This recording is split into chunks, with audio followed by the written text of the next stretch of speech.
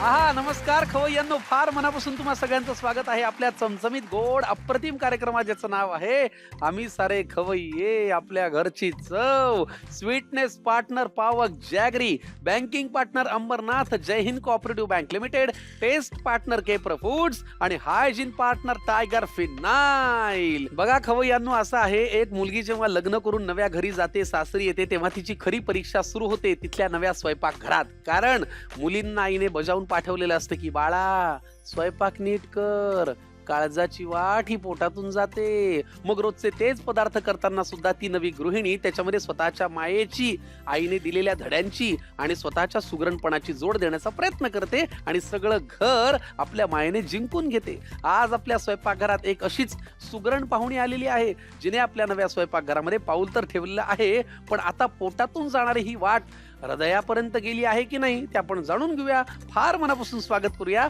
भाग्यश्री पाटील यांचं. Please welcome. नमस्कार. नमस्कार. नमस्कार. खूप मनापासून तुमचं या कार्यक्रमामध्ये स्वागत. आम्ही असं ऐकलंय की तुमचं अगदी आत्ताच लग्न झालंय. हो, किती दिवसांपूर्वी? 6 महिन्यांपूर्वी. 6 महिन्यांपूर्वी सासरी आलेली एक मुलगी सासरच्या स्वयंपाकघरात यायला सुद्धा जरा घाबरते. तुम्ही थेट आम्ही सारे खवय्येच्या स्वयंपाकघरात आलात. हे धाडस आलं कुठून? माझ्या सासूबाईंमुळे मला हे धाडस करायचं संधी संधी मिळाली. त्यांनी तुम्हाला सांगितलं इकडे या. हो तुमच्या सासूबाई तुम्हाला फार मोटिवेट करतात का? हो, खूप लईच- सपोर्टिव्ह आहेत त्या. लईच भारी. बरं, मला आधी सांगा, माहेरचं नाव काय तुमचं भाग्यश्री रत्नाकर पाटील. आणि सासरचं नाव काय? भाग्यश्री प्रितेश पाटील. म्हणजे भाग्यश्री पाटील कॉमनच आहे, फक्त रत्नाकरचं प्रितेश झालंय. मला ते तसंच हवं होतं. कसं? मला पाटील आडनाव असणारा मुलगा हवा होता.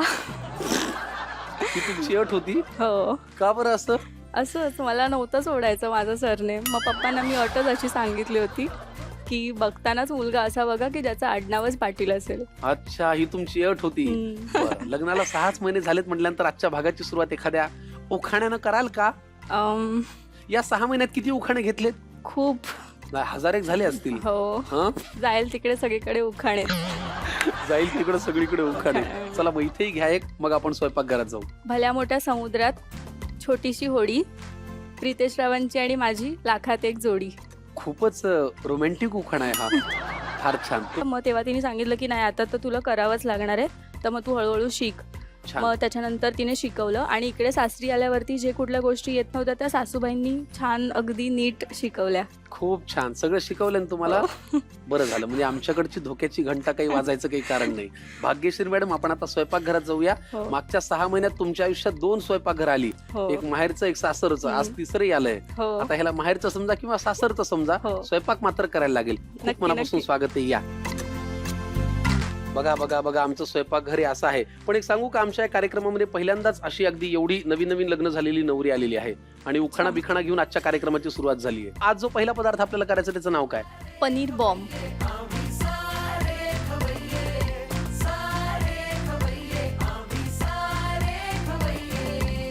पनीर बॉम्ब. सासरी तुमच्या हे असं शिकवतात का काय?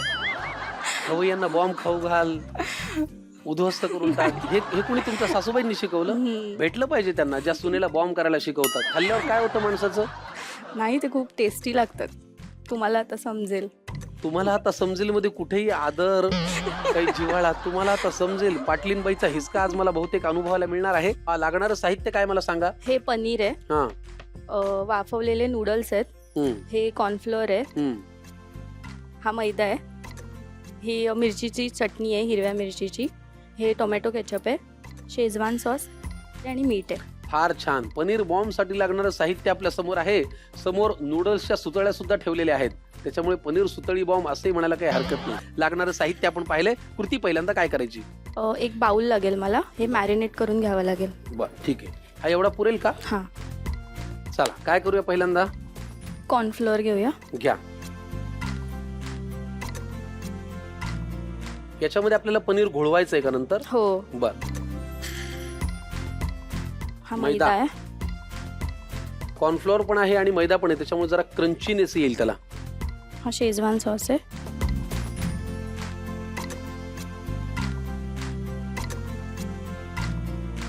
Tomato sauce. हो. हिरवी चटणी. त्याच्यामध्ये काय काय घातलंय? फक्त हिरवी चटणी बारीक केली आहे, त्याच्यात बरं. पाणी घातलंय. पुदिना, मिरची आणि कोथिंबीर. हा, आणि मीठ.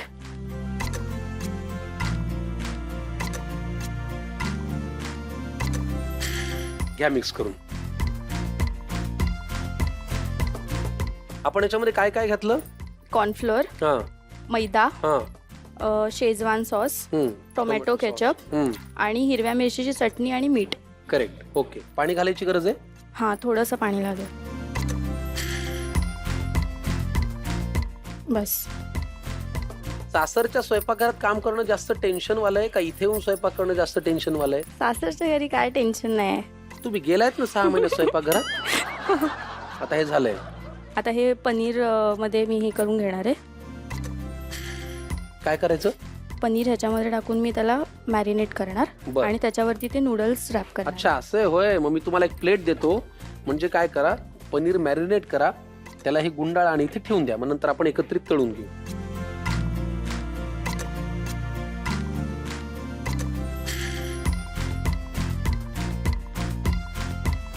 ह्याला थोडंसं मी हे लावते, कॉर्नफ्लोअर लावते, म्हणजे ते थोडं क्रिस्पी होईल. बर.